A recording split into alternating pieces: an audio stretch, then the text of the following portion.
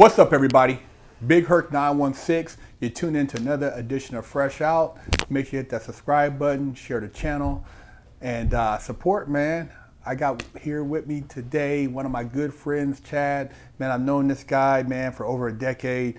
I mean, shit, it was back in my 30s, man. We were doing things together in Hollywood, and just a good dude, man, and a lot of good memories.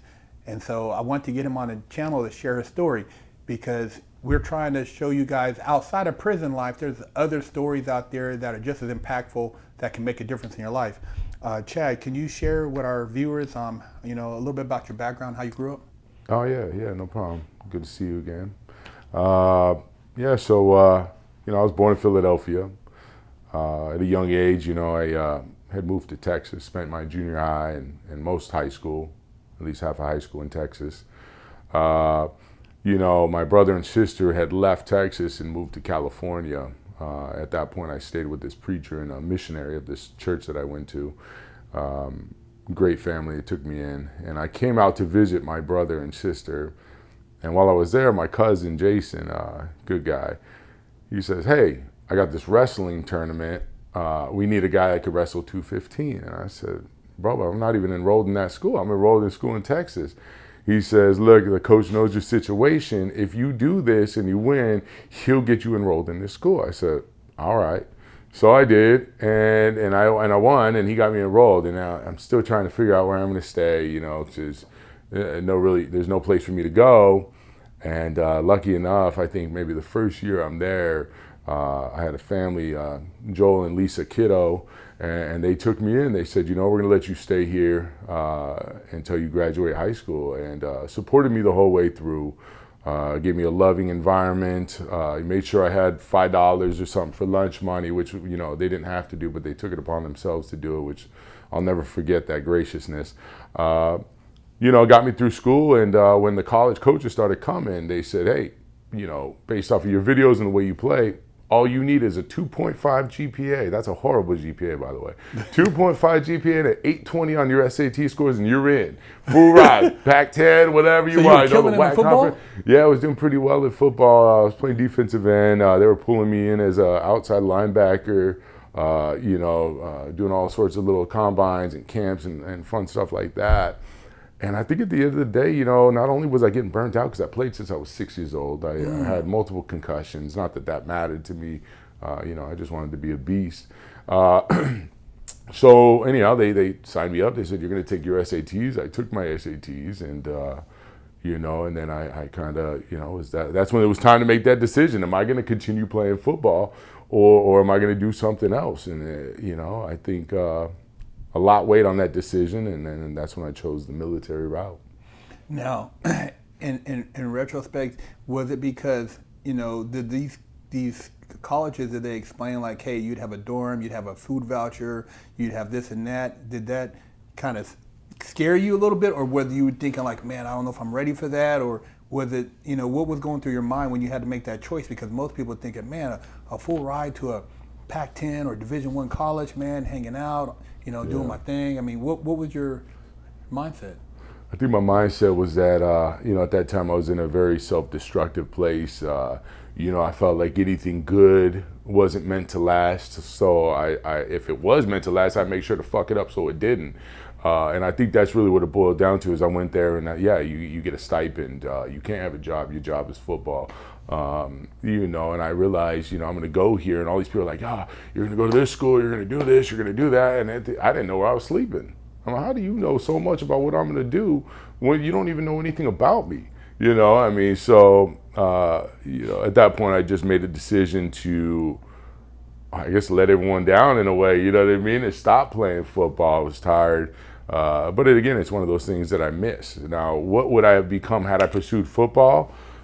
I probably would have screwed it all up, thrown it all away, and ended up in prison. So there's a lot of gratefulness that I find that I did join the military, because it did teach me a lot. It taught me that, you're all by yourself. Nobody cares. At the end of the day, it's you against you. So you choose how you're going to fight that fight. It's interesting you say that too, because, I didn't really have anybody in my ear either. I mean, my grandfather, my grandmother, my mom, but nobody really, it wasn't really solidified, and I was still kind of confused as far as what direction I want to go in. I kind of want to go to fashion school and get into designing clothes because I love GQ magazine and that whole thing. But then I'm like, I don't know. And then, I'm like, hey, I go to junior college, play some football, and I'm thinking, I could do that. But then, going back to my hood, it's like I got pulled into that summer, man, this drama, fighting, shootouts, all type of stuff, man. So it's like the best thing would have been to stay away from that. And sometimes you need that escape, which the military gave you that escape out, and shelter and food and a life experience where, if I would have went that direction, maybe I would have never went to the pen. But I didn't really, and I was smart. I think I was smart enough. I could have went and probably took the SATs and went to college, but I would have got that college debt. But I didn't really have a clear sense of what I wanted to major in. And I think that's one of the biggest things with parenting. People say, okay, I made sure you graduated, but it's more than that, man. It's giving your kid, the exposure, maybe going and working, somebody at a real estate office, or going to a business and learning about sales, or learning about maybe being what it's like to work in a law office. You got to get these experiences, man. And that's what those kids or people who are successful, they've been a lot of times exposed at a young age to that. Because I had never met a doctor. I had never met a lawyer, an accountant, nobody, the first time I seen a kid driving a Porsche was in Huntington Beach. I had never seen a Porsche in the hood. Yeah. Luckily, see, maybe one old dude had a Benz, but I had never seen people with a high level of success. Everybody I grew up around was worker bees, so I could never get the right mentoring to do that thing I wanted to do. I don't want to be like them. Yeah. So that was my struggle, where it's like, drug dealing, working, manual labor or getting a, state job. I'm like, dude, that's not for me. And I was like, what is my calling? So I think for a lot of young people, man, it's like they need that guidance or somebody in their ear. And it's, I say a lot of times it's exposure, because if your family, if that's who you're relying on for your inspiration, and they don't have it and they never really aspired, and you want to be bigger. And I've heard family members say that, it's like, don't live above your means. What is above my means? Yeah. Dude, people live there, so are they above their means, or they're better than us? Right. I'm like, why is somebody better than me? Yeah. What makes them better? You're a human being, they're a human being. What do they? They got a super brain and my brain's a normal brain? Exactly. That was always been my thing, and that made me angry. So I'm like, I'm gonna take chances. Yeah. And I'm sure you had this, similar experience, because you said you didn't have really any mentors, so that anger you would channel it other ways. But for me, it's like, dude, I'm gonna do crime to try to see if I can somehow bridge the gap to get the hell out of here. 100%. And that's unfortunate too. A lot of the, in the music and everything, these people that maybe never lived that life will promote this lifestyle. So these kids in these situations or environments think that the only way out is to be a 1 in a million shot that you're gonna make it as a rapper. You know what I mean? Glorifying these lifestyles that are just gonna, in end, continue the perpetual cycle of imprisonment. You know what I mean? So whether you're in prison mentally or physically, you gotta be like who you became. You grew up without this mentor, and now you're doing that. You're the man that you always wanted to be there for you, and you're doing it for all these young kids, and in a way that's comforting to us, like now I'm a father, and I get to be that father figure to my children, and hopefully guide and direct them in the right direction, but also support them in whatever endeavor they take on.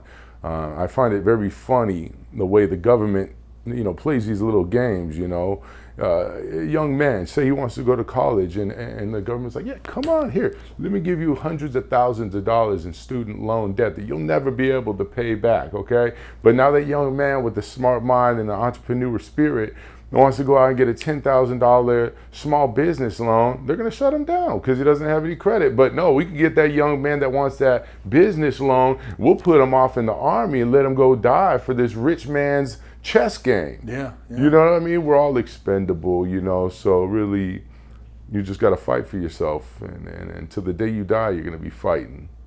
And that chess game and the pawns, and me and you talk about it a lot, man, off camera, and just how there's that gray area in society that nobody talks about. You see, like, people are acting like they care, and they got us caught up in all this chaos and these different issues and people arguing, but they're laughing the whole time because that they're not even impacted by that. Not at all. Look, I mean, you got Pelosi, what's his name? Whatever, Nancy Pelosi's husband, invest $5 million into this chip manufacturing company that right before Pelosi announces a $52 billion legislation in front of our faces, insider trading like we're some dummies. Meanwhile, Martha Stewart goes to jail just for getting a tip from a buddy. They called it insider trading. She was a G, didn't say nothing, did her 10-year bid and got out. But I mean, they're doing it in front of our faces. Yeah. This is crazy to me. It is crazy, when you talk about, because it's money and power. It's no different than when all this stuff was going on and Nancy Pelosi getting her hair done.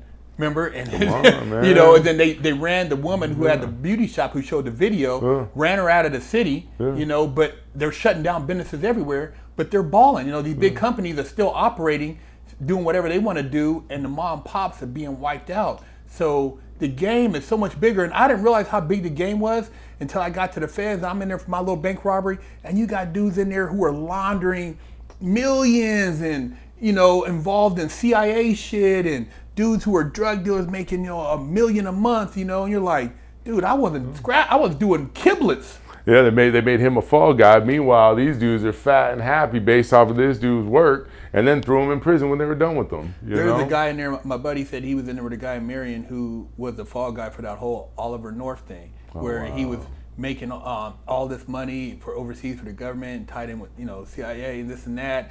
And then, in order to have somebody fall, he was telling me that they convinced the guy, told his wife to tell him to come back to the United States because where he was at, there's no extradition, and he was running all these black ops things, and he came back and they arrested him and charged him with, these crimes for, the whole Oliver North thing, gun thing, and weapons, and he was, he still believed he was a patriot. Yeah. Even though he served the country, because he couldn't understand, they had threw him under the bus to save a bigger guy who was tied in with 100%. All these other higher ups who were all involved. Yeah, think about it. I mean, as simple as you look at Mexico, what's going on with the cartels and this and that, and the fentanyl coming over. Why do you think it is that you only know about the Sinaloa cartel leader? And maybe you'll hear about one other cartel. Meanwhile, there's, I don't know how many families, 7, possibly more families, our hands in certain pockets and not in others. So we're going to have to take a fall guy that's not playing the game the way that we want it played. I mean, it's a sick game, man. It's a sick game out there. And they want to make it look like there's the one boogeyman. The one boogeyman, the one bad guy. Bad guy. Yeah. And then when you open the door, there's thousands there. They're all eating. Yeah. Government politicians, 100%. Everybody, they're all eating. And then you got the guy, we're doing a dent in crime. We're trying to stop this. And you don't understand. They just got the water faucet running. Mm-hmm. You can't stop the water faucet because there's no turnoff valve. Nope. No. So it was just, I don't know, eye-awakening for myself because I started really reading, knowledgeable books in prison. I felt like I read my first real book in prison. And it just blew my mind. And like me and you always talk on some other level shit, man, when it comes to like what's going on. And this whole, situation was eye-awakening for us because we started having different conversations. But it's like, dude, just how naive people are about society in general. And like you said, having seen both sides, you kind of can look at it and put it in perspective. Like myself, like I've been around here on a private jet. I've seen rich people over here, and I've seen the gutter. I've been in trap. I've seen dudes, in some horrible situations. And it's like when I get in the middle, I'm like, man, it's a crazy world we live in, man, and people have no idea. Do you remember one day we were taking a drive, and we saw a guy, and he was twacked out of his mind, going crazy. He had his shirt off. He's yelling at nobody. And you see that guy right there? That guy's a shot caller in prison. That's the guy that you're going to have to take orders from. And that just was such an eye-opener for me. You see something like that and you realize, oh my God, this is a guy we're just passing by thinking he's just some drugged out homeless man. And then the reality set in. It's like, you really want to take orders from a person like that? Oh, man. That was a life changer. And the value, the different values, like say somebody like that in prison who has a locker full of zoom zooms and wham whams and soups, and he's, running shit because he's, he don't care. He's willing to shank anybody and keister whatever he has to keister. But this person has no sense of survival on the street, and the realities.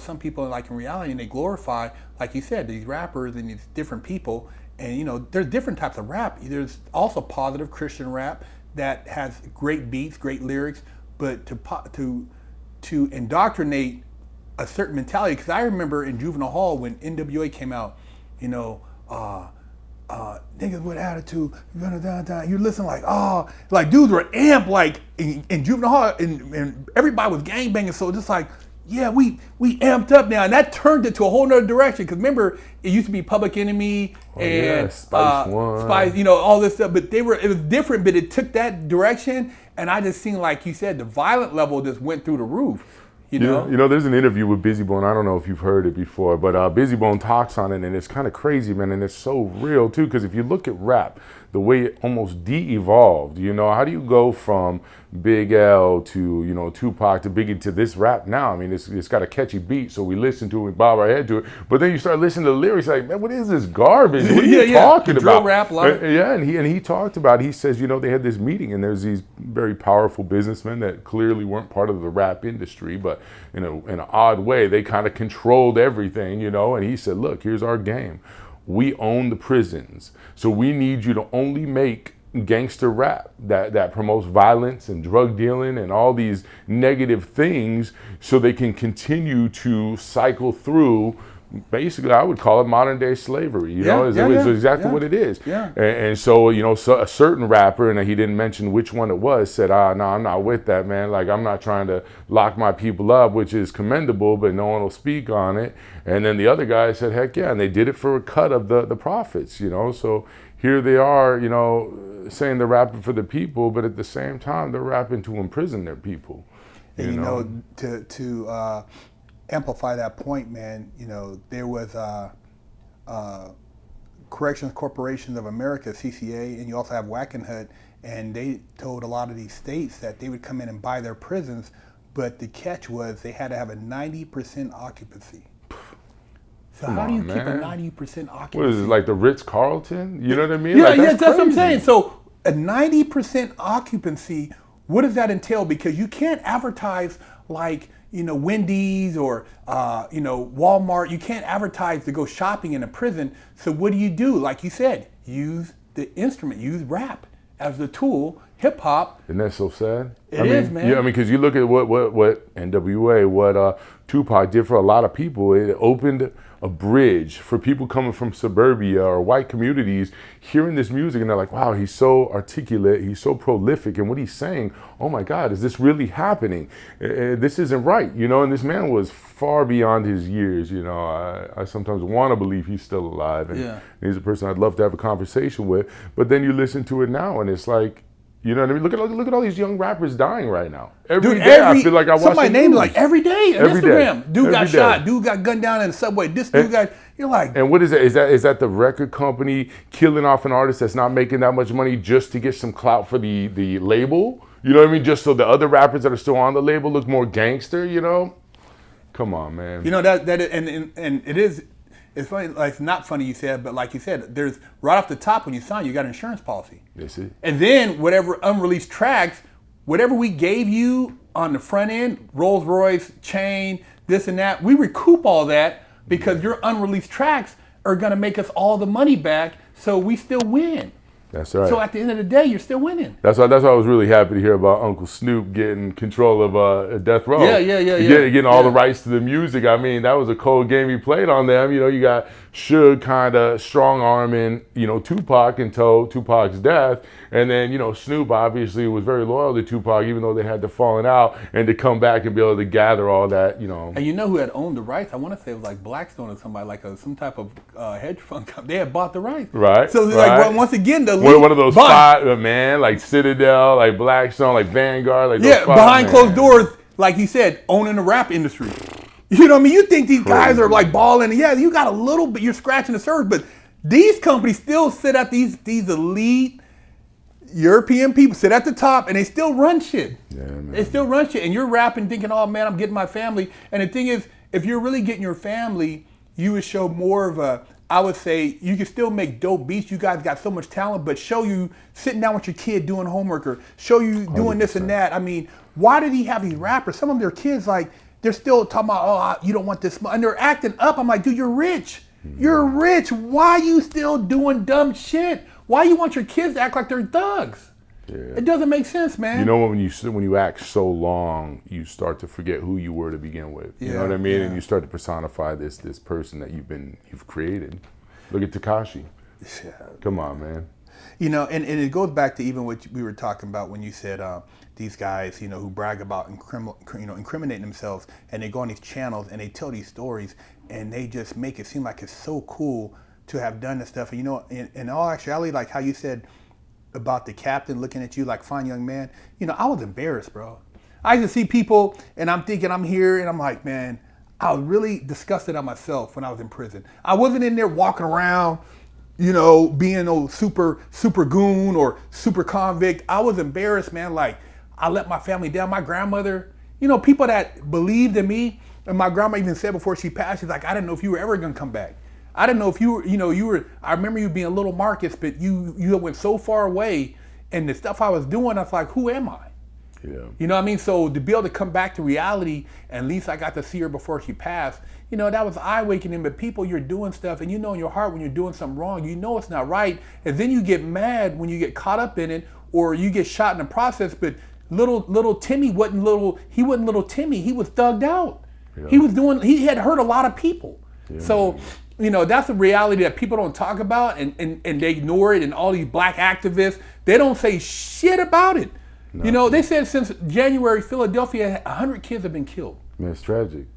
I mean, look at what continues to happen in Chicago. 200 people, I think, Chicago since 2021, 200 people have been murdered. Dude, yeah. it's like Iraq. Yeah, but that has the strictest gun laws. How are people getting shot out there? Come on, obviously gun control works.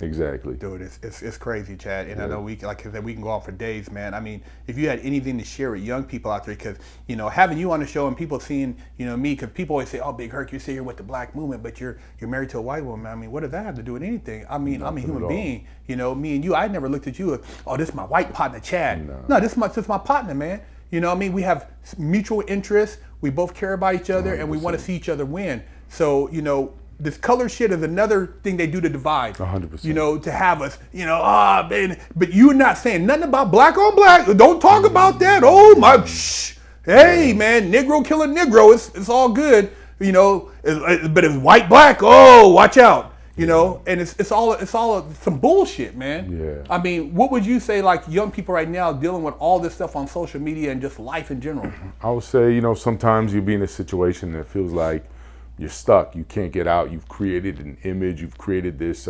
personality, and people rely on you to be this person. Well, you know, there's always options, whether it's a college, maybe that's not for you, maybe you like a trade school, but military is always an option. And you know what, not necessarily do you have to agree with the overall mission, but, you know, look at it as a mission to better yourself, you know, to build yourself up. You don't have to do 5 years. You don't have to do a career. You could do 2 years. And with that 2 years, you'll change your whole life. You'll see more, you'll do more than you would ever have done or thought possible before the age of 20. You know what I mean? And then it just continues. The benefits continue to flow.